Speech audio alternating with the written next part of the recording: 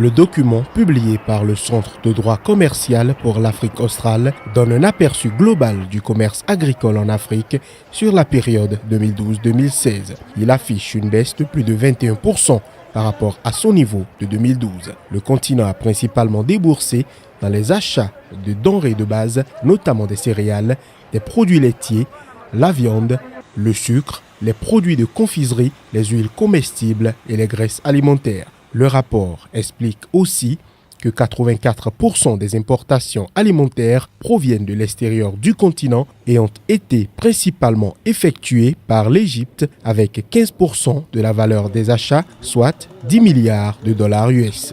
Les principaux fournisseurs de l'Afrique sont le Brésil à 9%, la France à 7%, l'Inde à 6%, l'Afrique du Sud à 5% et les États-Unis à 5%. Quant aux exportations, le rapport souligne que les recettes engrangées se sont établies à 47,2 milliards de dollars US en 2016, soit une légère hausse de 2,4% par rapport à 2012 qui s'était établie à 48,4 milliards de dollars.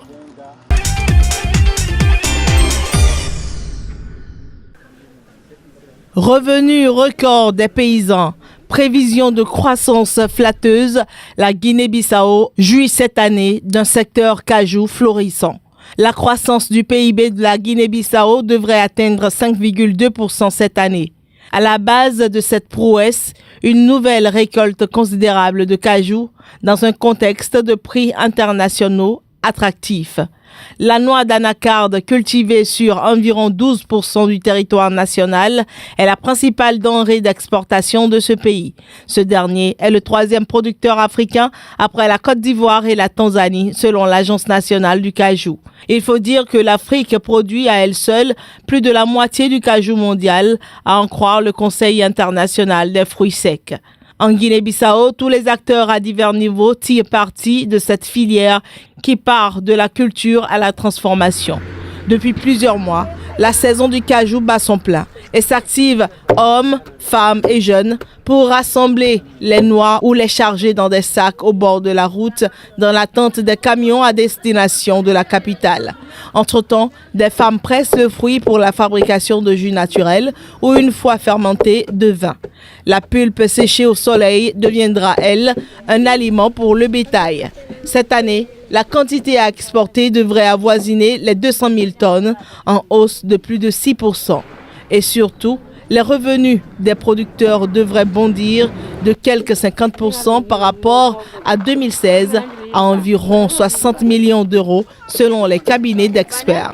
Le président Vass a exhorté les producteurs à en profiter pour se constituer une épargne.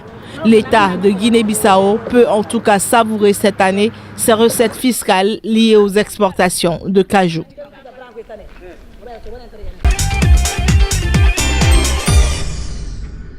Il s'agit d'un effort qui est primordial pour nous comme bailleurs de fonds, d'assurer que l'assistance américaine soit bien utilisée. Ça fait partie de tous nos compacts. Il faut avoir absolument, vraiment avant de commencer, un atelier pour que tout le monde qui soit impliqué dans cette activité, les employés du Millennium Challenge Authority, mais aussi tous les partenaires, qu'ils sachent quelles sont les normes qui règnent par rapport à ce compact, quelles sont les règles. Comme je viens de dire dans mon discours, c'est les directives américaines qu'on va suivre par rapport à l'utilisation des ressources de pays d'impôts américains. C'est un montant assez important, mais il faut absolument que chaque dollar soit destiné pour le bénéfice des citoyens béninois, pour améliorer le réseau d'électricité, pour améliorer le service, pour éteindre le réseau dans les villages éloignés et pour faire en sorte que l'énergie verte puisse arriver en milieu rural. Donc, nous tous savons combien cette compact va améliorer la vie quotidienne des Béninoises, soit dans les foyers, soit pour les entreprises, les plus petites, les moyennes, mais aussi les grandes.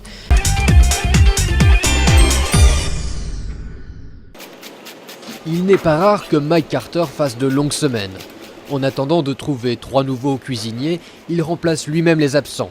Ce chef cuisinier dans l'ouest de Londres subit de plein fouet la crise du recrutement dans la restauration. Au Royaume-Uni, c'est le secteur qui recherche le plus. Il y a de moins en moins de Britanniques qui veulent travailler dans ce secteur. Les horaires sont longs, ils l'ont toujours été, les salaires sont bas et il y a de plus en plus de restaurants qui ouvrent. Il y a un vrai déficit en termes de personnel qualifié et un énorme manque de main-d'œuvre. Et depuis le oui au référendum sur le Brexit, la crise s'est aggravée. La proportion de postes vacants est passée de 3,5 à 4,3% par rapport à l'été dernier. En cause, le ralentissement de l'immigration, principalement en provenance de l'Union européenne. Et la fin de la libre circulation des personnes inquiète tout particulièrement cet entrepreneur. La moitié de mes employés sont britanniques. On a toujours essayé d'avoir le plus de Britanniques possible parce qu'on a un commerce de quartier britannique, mais on a toujours besoin de l'aide de gens qui viennent du reste de l'Europe ou d'ailleurs et qui ont les compétences nécessaires parce qu'on ne les trouve pas au niveau local. Tim Martin est à la tête de la chaîne de pub Wetherspoon qui emploie 37 000 personnes à travers le pays. C'est un fervent défenseur du Brexit. Pour lui, la sortie de l'Union permettra de s'affranchir d'une Europe trop bureaucratique à son goût. Personne n'a dit qu'il y aurait un rideau de fer qui tomberait entre le Royaume-Uni et le continent en une nuit. Donc je suis très confiant. Je pense que globalement, on s'en sortira très bien. Un optimisme que ne semble pas partager le cabinet d'audit KPMG. Dans une récente étude, il estime qu'en sortant de l'Union européenne en 2019, sans la libre circulation, le secteur ferait alors face à une pénurie de près de 60 000 personnes par an.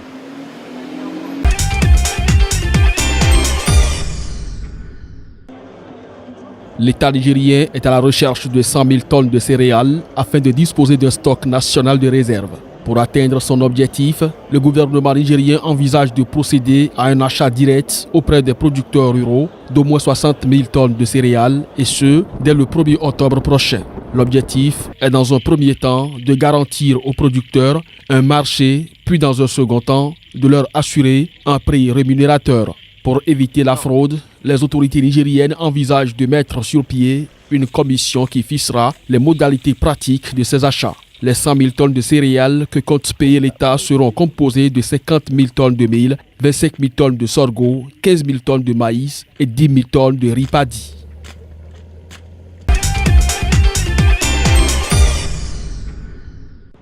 Occupant une étroite bande de terre d'une superficie de 56 785 km², le Togo est un pays de l'Afrique de l'Ouest situé entre le Ghana et le Bénin. Avec une population estimée en 2017 à environ 7 600 habitants pour une densité de 133 habitants par km², la République togolaise dispose des atouts économiques qui lui permettent d'amorcer ces 10 dernières années son développement progressif dans la sous-région ouest-africaine. Ces dernières années, notre port a tendance à se positionner comme un hub de l'Afrique de l'Ouest. Ce positionnement peut permettre d'exploiter le marché de la CEDEAO et de l'UEMOA et de jouer un rôle important dans la sous-région. Nous avons quelques ressources minières comme le phosphate. Le phosphate meuble est encore exploitable au moins une dizaine d'années. Mais il y a des ressources de phosphate carbonaté qui sont quantifiées, qui sont énormes. Nous avons du fer, nous avons d'autres minéraux qui peuvent intéresser les gens. Mais nous sommes ouverts.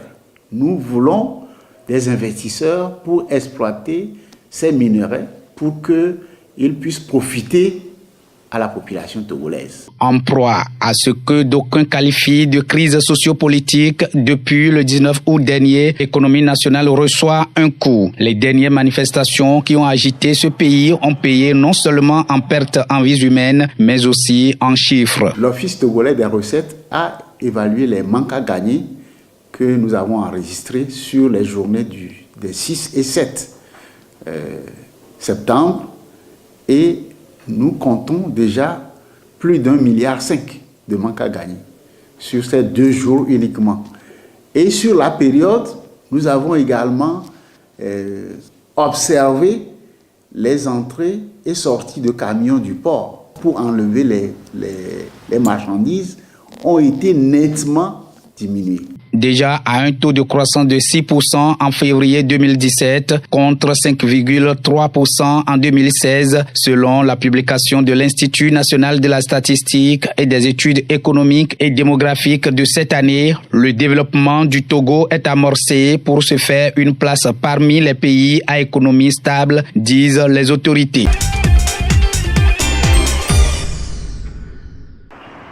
Le document publié par le Centre de droit commercial pour l'Afrique australe donne un aperçu global du commerce agricole en Afrique sur la période 2012-2016. Il affiche une baisse de plus de 21% par rapport à son niveau de 2012. Le continent a principalement déboursé dans les achats de denrées de base, notamment des céréales, des produits laitiers, la viande, le sucre, les produits de confiserie, les huiles comestibles et les graisses alimentaires. Le rapport explique aussi que 84% des importations alimentaires proviennent de l'extérieur du continent et ont été principalement effectuées par l'Égypte avec 15% de la valeur des achats, soit 10 milliards de dollars US.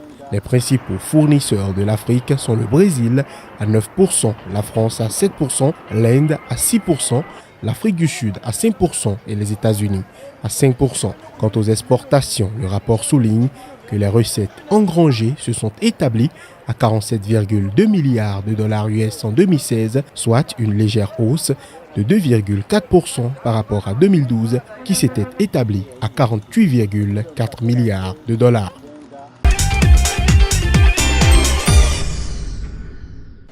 « 10 000 tonnes d'or brun ont été écoulées vers les ports d'Abidjan et de San Pedro entre le 18 et le 24 septembre en Côte d'Ivoire, soit un peu moins de la moitié du stock acheminé l'année dernière à la même période. Le volume total de cacao convoyé s'est chiffré à 2 millions de tonnes contre 1,5 million de tonnes au cours de la campagne précédente. Un boom d'exportation qui tombe dans un contexte global caractérisé par l'excès de l'offre et une chute des prix de la matière première. Cette morosité du marché mondial pourrait se poursuivre dans les 2 à 3 prochaines années, selon l'Organisation internationale du cacao, si la Côte d'Ivoire, le Ghana, le Nigeria et le Cameroun, producteurs majeurs de la fève, ne s'entendent pas sur une réduction de la taille de leur récolte.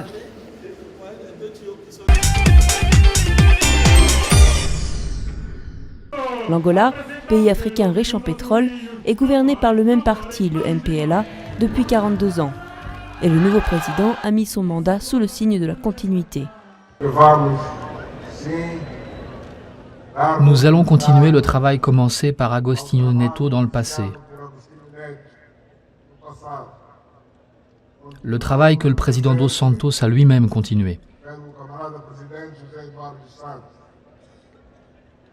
Nous allons poursuivre ce travail et avec votre force, nous allons construire un futur meilleur. Pendant sa jeunesse, Lourenço s'est battu contre les colons portugais et a étudié en URSS. Devenu chef politique de la branche armée du MPLA, il gravit rapidement les échelons du parti. En tant que président, son pouvoir sera limité par le contrôle que Dos Santos et sa famille exercent toujours sur le parti et l'économie. Le président a privatisé l'État au profit de sa famille et quelques amis. Pour eux, il s'agit avant tout d'avoir les ressources à disposition, avoir le style de vie des gens les plus riches au monde, sans se soucier de ce qu'il advient du peuple.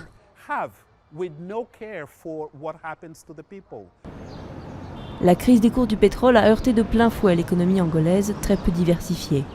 Le nouveau président aura du mal à attirer les investisseurs dans ces conditions. Le MPLA laisse le pays dans un véritable chaos économique. La crise est très profonde, la croissance est faible, l'inflation explose, les déficits publics et la dette publique sont hors de contrôle. Les gens le ressentent dans leur vie au quotidien. João Lourenço a promis un miracle économique aux millions d'Angolais qui vivent toujours sous le seuil de pauvreté. Mais il sera difficile de changer l'un des pays les plus inégaux au monde sans bousculer l'ordre établi.